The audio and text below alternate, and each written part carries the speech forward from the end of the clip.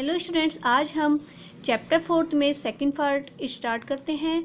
और अब तक हमने फर्स्ट पार्ट में दो कवियों के बारे में पढ़ा था। अब जो थर्ड कवि हैं उनका नाम है तुंदिल। तो यहाँ से स्टार्ट करते हैं।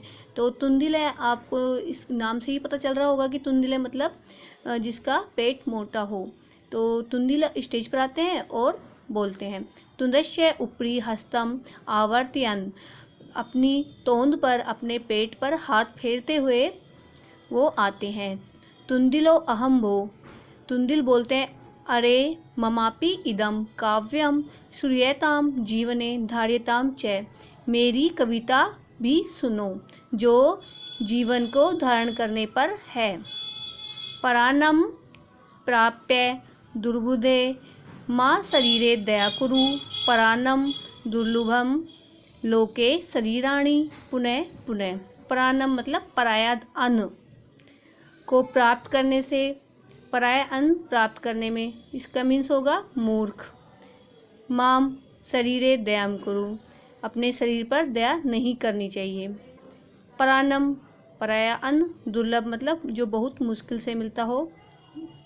लोके मीन्स होता है संसार, शरीराणी मीन्स होता है अपना शरीर, पुनः पुनः मीन्स होता है बार बार। पर वो कहता है, हे महामूर्खो, पराये अन्न को प्राप्त करने में अपने शरीर पर दया नहीं करनी चाहिए। मतलब जब हम कहीं खाना खाने जाते हैं तो हमें अपने शरीर के बारे में नहीं सोचना चाहिए कि यह ज़्यादा खाने से हमारा शरीर खराब हो सकता है। तो हमें ये बात बिल्कुल नहीं सोचनी चाहिए, क्योंकि परानम अनम, क्योंकि जो पराया अन्न है मतलब जो बाहर खाना खाने जाएंगे, किसी और का खाना खाने जाएंगे तो वह बहुत मुश्किल से मिलता है।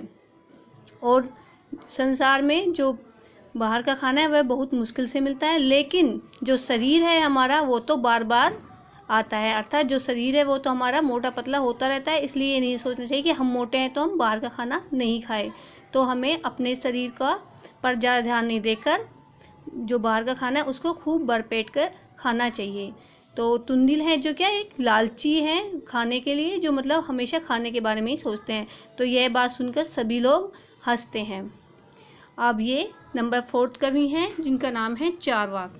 तो चारवाक कवि आते हैं स्टेज पर और बोलते हैं, आम है मीन्स हाँ हाँ। शरीरस्य पोषणम सर्वथा उचितेम। शरीर का पोषण बहुत ही उचित है, मतलब हमेशा सही है। शरीर का पोषण करना हमेशा सही होता है। यदि धनम नास्ति, यदि धन नहीं हो, तदा ऋणम कृत्वापि पौष्टिक। तब भी ऋण लेकर मतलब कर्ज लेकर, किसी से पैसे उधार लेकर भी पौष्टिक है पदार्थ एव भोक्त्यम।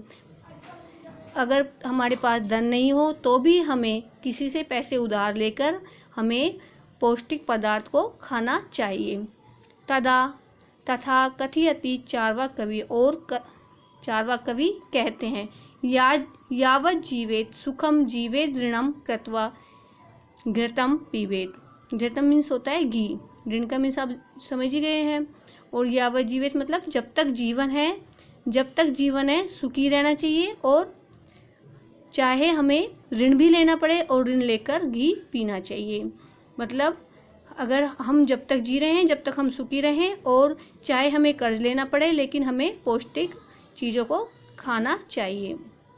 श्रोतार तरहि ऋणस्य प्रत्यर्पणम कथम। एक ऑडियंस जो श्रोता हैं वो उठकर कहते हैं कि फिर जो हमने कर्ज लिया है उसको हम कैसे चुकाएं। तो चारवाक कवि कहते हैं, श्रूयताम मम अवशिष्टम काव्यम।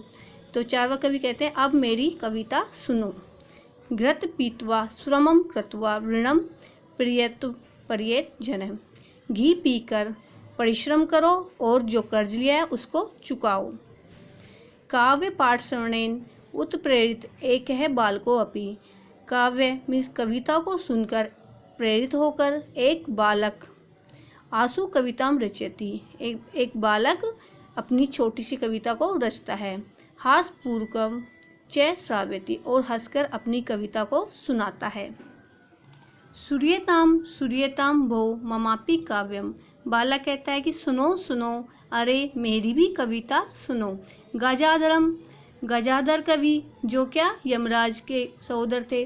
चैव तुंदिलिम भोजलोलुपम। और जो तुंदिल कवि हैं जो बहुत ही भोजन के लालची है। कालांतक तथा वैद चार्वाकम।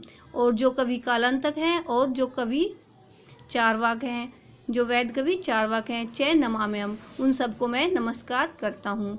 काव्यम श्रावित्वा हा हा हा इति कृत्वा हस्ति, और सभी कविता को सुनकर हा हा करते हुए हंसते हैं। अन्य चा अपि हसन्ति, और जो अन्य लोग थे वो भी हंसते हैं। सर्वे गृहं गच्छन्ति, और सभी लोग अपने घर जाते हैं। इस तरह ये चैप्टर हमारा कंप्लीट हुआ है। Thank you.